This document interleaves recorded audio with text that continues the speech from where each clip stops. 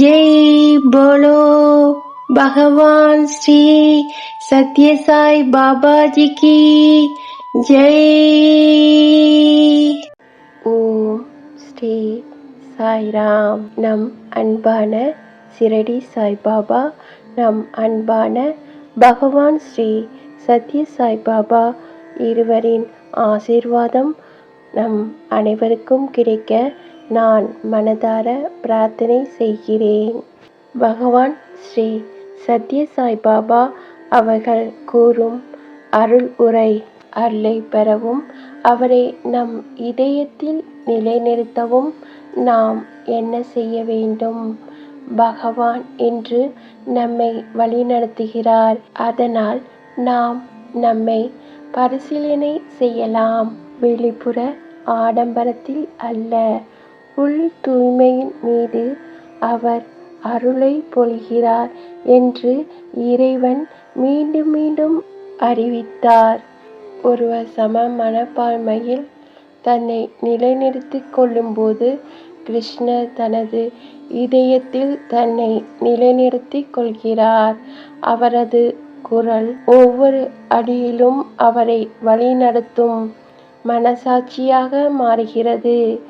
யோகா மூலம் மன உறுதியை பெற வேண்டும். தின் மூலம் புலன் கட்டுப்பாட்டை பெற வேண்டும்.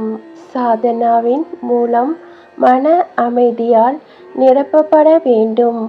ஆனால் செயல்கள் பயிற்சி செய்யப்பட்டாலும் இந்த விளைவுகள் கவனிக்கத்தக்கவை அல்ல.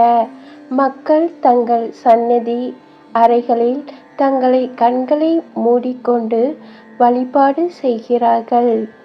பூக்கள் மற்றும் பழங்களை வழங்குகிறார்கள். பின்னர் அந்த இடத்திலிருந்து வெளியே வருகிறார்கள். கத்தவும், சத்தியம் செய்யவும், பயமுறுத்தவும், அனைவரிடமும் சண்டையிடவும் மட்டுமே மனிதன் எப்போதும் எல்லா சூழ்நிலைகளிலும் ஒரு யோகியாக இருக்க வேண்டும் என்று கீதை கூறுகிறது. இதன் பொருள் அவர் எப்போதும் பேரின்பத்தில் இருக்க வேண்டும். கடவுள் மீதான நம்பிக்கை சமநிலையும் உறுதி செய்யும். அறிவு திறமையாக வளர வேண்டும்.